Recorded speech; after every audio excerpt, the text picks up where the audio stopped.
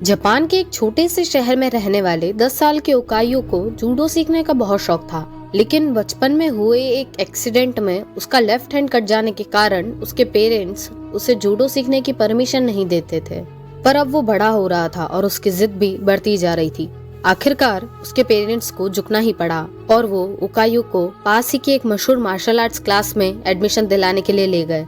जब वहाँ के टीचर ने ओकायो को देखा तो उन्हें बड़ी हैरानी हुई कि एक बिना लेफ्ट हैंड का ये लड़का भला जूडो क्यों सीखना चाहता है। उन्होंने पूछा, तुम्हारा तो लेफ्ट हैंड है ही नहीं, तुम भला बाकी लड़कों से कैसे मुकाबला करोगे? ये बताना तो आपका काम है। ओकायो ने कहा, मैं तो बस इतना जानता हूँ कि मुझे सभी को हराना है और एक दिन खुद को मास्टर बनाना है। टीचर उसकी सीखने की इच्छा से काफी ज्यादा इम्प्रेस हुए और बोले, ठीक है, मैं तुम्हें सिखाऊंगा, लेकिन मेरी एक शर्त है, तुम मेरे हर एक निर्देश का पालन करोगे और उसमें बिलीव भी करोगे। ओकायो ने वो शर्त आसानी से मान ली। टीचर ने लगभग एक साथ 50 स्टूडेंट्स को जूडो सिखाना शुरू करा। ओकायो भी उनमें से एक था। ओकायो भी बाकी लड़कों की तरह सीख रहा था, पर कुछ दिनों बाद उसने ध्यान दिया कि टीचर बाकी लड़कों को तो अलग अलग दाव पेच सिखा रहे हैं, लेकिन वो अभी भी उसी एक किक की प्रैक्टिस कर रहा था जो उसने शुरू में सीखी थी। उससे रहा नहीं गया और उसने उसके टीचर से पूछा, आप बाकी लड़कों को तो नई नई चीजें सिखा रहे हैं, पर मैं अभी भी बस एक ही किक मारने की प्रैक्टिस कर रहा हूँ, क्या मुझे और चीजें नहीं सीखनी चाहिए? टीचर ने जवाब दिया, तुम्हें बस इसी एक किक पर महारत हासिल करने की जरूरत है। इतना कहने के बाद वो आगे बढ़ गए। ओकायो को आश्चर्य हुआ, पर उससे अपने टीचर पर पूरा भरोसा था और वो फिर से प्रैक्टिस में जुट गया।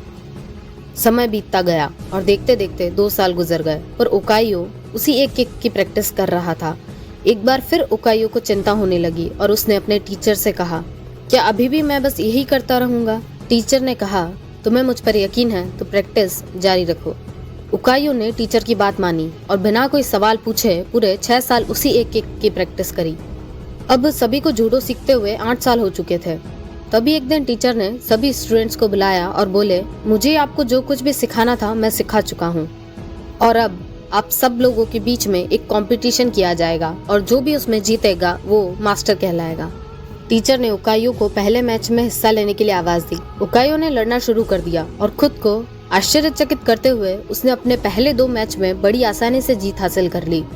तीसरा मैच थोड़ा सा मुश्किल था, लेकिन कुछ संघर्ष के बाद विरोधी ने कुछ क्षणों के लिए अपना ध्यान उस पर से हटा दिया। ओकायो को तो मानो इसी मौके का इंतजार था। उसने अपनी अचूक किक विरोधी के ऊपर जमा दी और मैच अपने नाम कर लिया।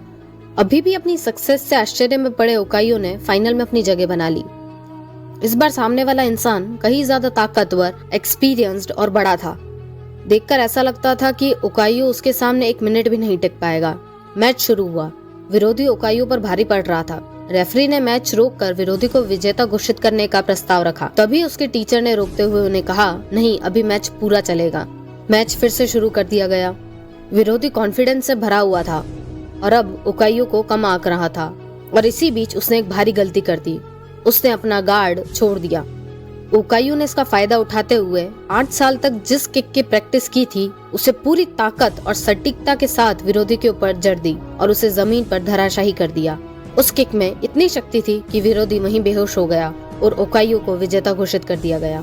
मैच जीतने के बाद ओकायो ने अपने टीचर से पूछा कि भला मैंने ये कंपटीशन सिर्फ एक मूव सीख करके कैसे जीत ली? तुमने 2 वजहों से इसे जीता है। टीचर ने आंसर करा, पहला, तुमने जूडो की एक सबसे कठिन किक पर इतनी मास्टर हासिल कर ली थी कि शायद दुनिया में कोई और इस किक में इतना सक्षम ना हो पाए।